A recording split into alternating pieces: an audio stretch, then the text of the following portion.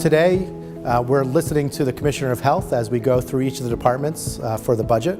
Obviously, as a member of the Budget Committee, but also as a member of the Health Committee, this is a great opportunity for me to ask those questions that are so important, because if you don't put the money behind the policy, you're not going to get the results you need. And so by combining those two pieces today, we get the answers we need to make sure we are funding our priorities and our values as Democrats. One of the important things for me is obviously the scourge of lead. Lead comes not only from our environment, from our old paint in some of our buildings, in the soil, from different uses, but particularly since Flint, Michigan, it's really been highlighted, lead in our water. And we've done a lot of talking about it, not only in our Department of Health, but in other areas, particularly Department of Environmental Protection, which deals with kind of the public water drinking systems.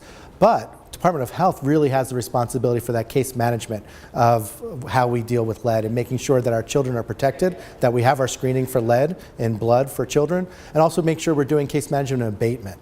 So I made sure, as in our conversations with the Commissioner of Health, that we're doing all we can, that not only are we partnering with the grant monies that we give our local counties, that we are also following up to make sure that we are facing this challenge head on, and that we are protecting the lives of our children and those that are most vulnerable to lead in our society.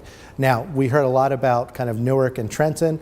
The greater Trenton area continues to battle this, as well as Newark, and we want to make sure that those partnerships from our state level to our local municipalities and our county health teams really provide the results to make sure that we don't see lead rising. Instead, we see things going the other way, and we can eliminate this, because it's entirely preventable from being in our children. Because we know the cost of lead can be astronomical down the line, both in education, in behavioral issues, but also in crime rates and a whole host of other societal ills. So if the more we can do with lead, the better it'll be.